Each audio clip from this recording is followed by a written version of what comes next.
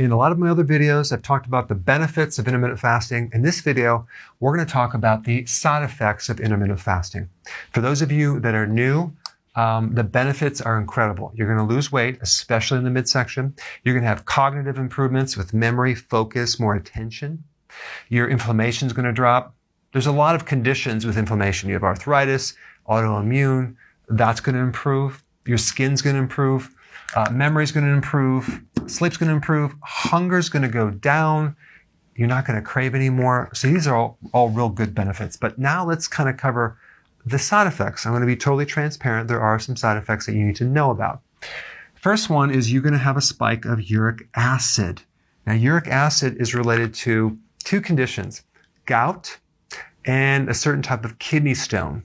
If you're predisposed to getting kidney stones, there's two types. There's oxalate stones, and then there are uric acid stones. If you're doing intermittent fasting and you get a kidney stone, it's going to be probably a uric acid stone. Okay.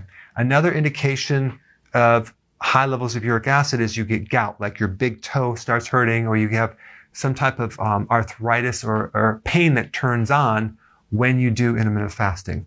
Now, again, this is not common, but it can happen.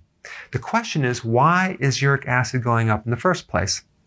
That is because one big function of uric acid in the body is this. It's an antioxidant. Yeah.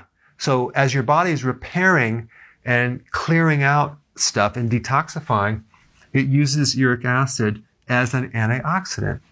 Interesting.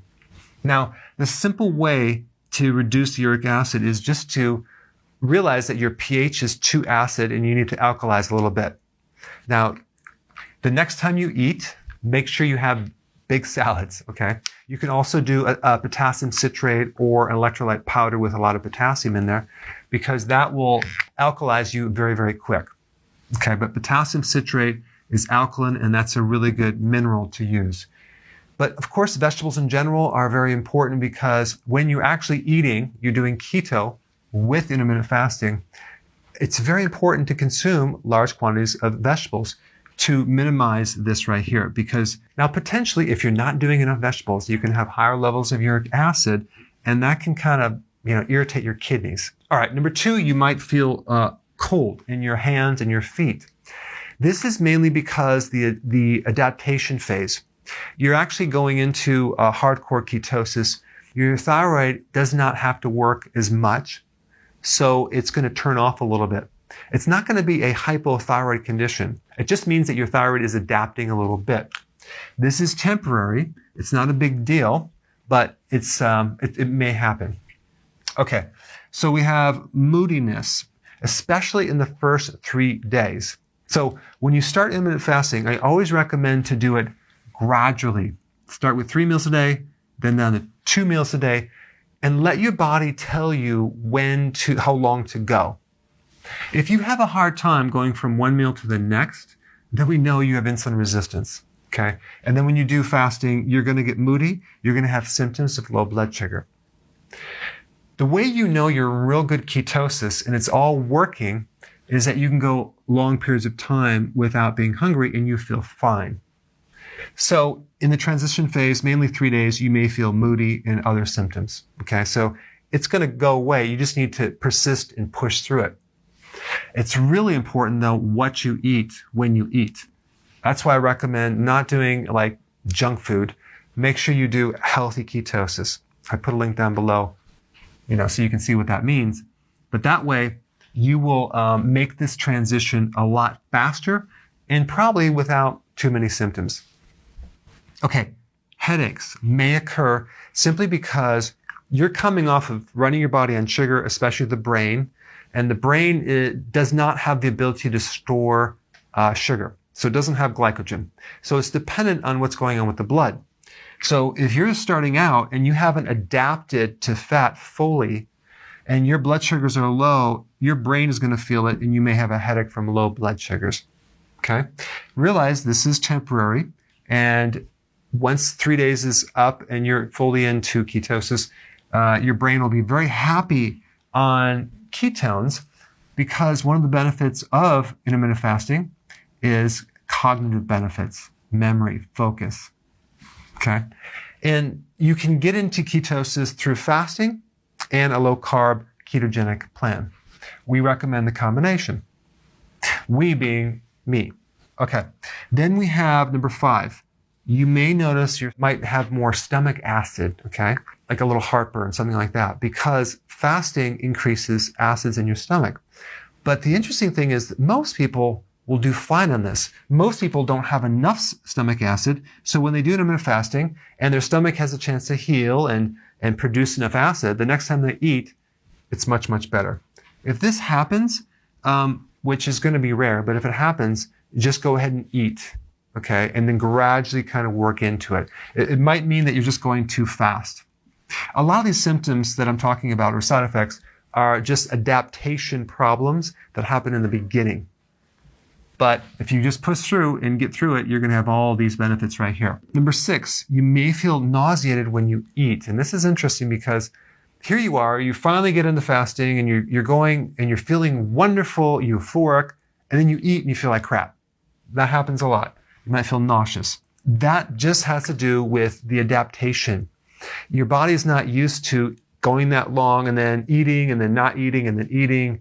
What's going to happen over a period of time, probably 3 or 4 weeks, this is going to go away, okay? Because your body's going to adapt and it's going to be able to eat and then not eat and be able to digest. This usually is related to a sluggish gallbladder, okay? So when you eat, take apple cider vinegar, maybe some purified bile salts after you eat. I have a lot of videos on that, but that apple cider vinegar will help you with this nauseousness. When you do intermittent fasting, people initially have this idea like, oh my gosh, I have to eat this 1 meal a day or 2 meals a day, and then I have to go for this period of time, 20 hours without eating. So they really stuff themselves, especially in the beginning, because they're in this survival thing. Bad idea.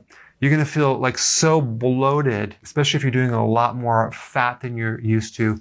So I'm going to recommend don't do that. Just eat a really good meal, but try not to push it to the extreme where you're completely bloated.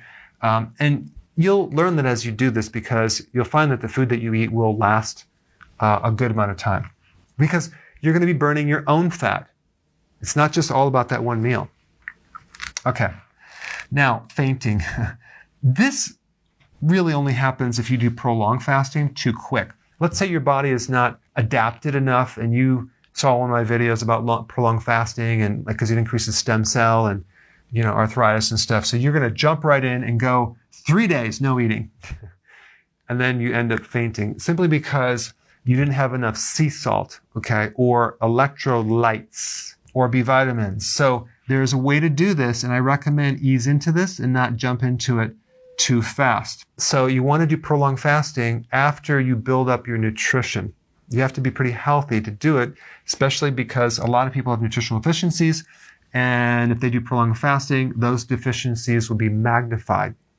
The other little point about this is if you're doing prolonged fasting and you eat a big meal, that's not good. The longer you fast, then when you break the fast, you want to eat just a little bit of food. The reason for that is because you have this shift in electrolytes.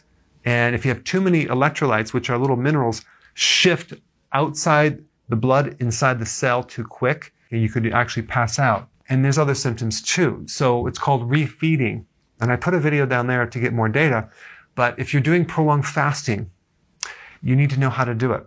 You eat a little bit, you wait, you eat a little bit more, you wait, you eat a little bit more, and you wait. That's how you do it. Okay, hair loss. Hair loss may occur if you're already deficient in the first place. So if you have nutritional deficiencies, simply because in the past you didn't eat that good, or you're not doing the healthy version of keto, and you're consuming low quality foods, like I don't recommend, you can end up with all sorts of deficiencies. And that can relate to hair loss, fatigue, being grouchy, and a whole series of other symptoms. I do have a video on that. I'll put it down below. But if your hair starts falling out, then we know you just need more nutrients. Usually it's the B vitamins. Okay, guys, so now you have it. You have all the benefits and you have the potential side effects. But if you do it correctly, these are not going to be a problem. Okay, you're going to get these right here. All right, see you in the next video. So if you want more knowledge on how to create a healthy body, subscribe now and get daily notifications. Daily notifications, that sounds weird. Well, I'll just remind you on a daily basis. How about that?